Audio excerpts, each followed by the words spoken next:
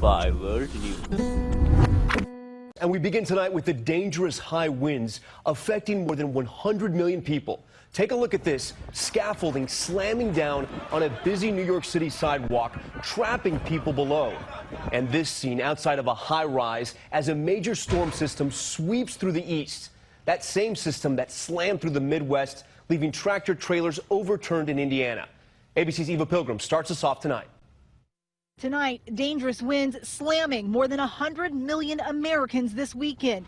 Gusts pushing the scaffolding into a New York City high-rise.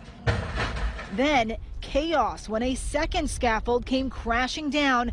No warning to those below. I just started crying instantly and I froze. Passersby scrambling to pull people out. Seconds later, firefighters rushed in. People were coming in trying to help. You could tell they were like trying to talk to somebody that was underneath it. At least 5 hurt. Police blame strong winds. You can see that scaffolding fell just over the stairs to the subway. Thankfully, no trains had just pulled in and people weren't coming up. The winds threatening homes along the Long Island Sound and whipping up waves on Lake Ontario, forcing drivers to deal with blinding lake-effect snow tonight. That as crews work to restore power to thousands in the Northeast.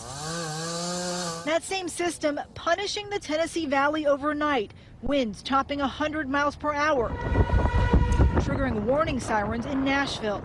17-year-old Ellie Williams and her sister locked out of their house the moment a tornado hit. The wind was just swirling and we were just praying that we'd be saved. Storms ripping through Indiana, snapping trees, ripping apart signs, and flipping this 18-wheeler. And Eva Pilgrim joins us live from the scene of that accident there in New York City. The wind causing plenty of problems today, including at the airports.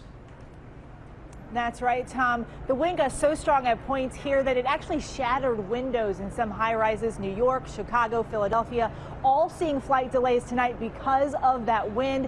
But the wind is starting to die down, so hopefully those flights will be back on schedule for the morning. Tom? We do hope for that. Eva Pilgrim starting us off tonight. Eva, thank you. And we're watching the weather so closely this week because tens of millions of Americans are getting ready to travel for Thanksgiving. ABC senior meteorologist Rob Marciano joining us now with how all of this will affect the travel days ahead. Rob, good evening. Hi, good evening, Tom. Certainly was a tough one driving with all that wind around today. The center of that low pressure now just north of Maine, but still advisories out for eastern New England with 30, 40, 50 mile an hour gusts there. Then that white you see, that is snow, lake effect snow warning for Syracuse and points north.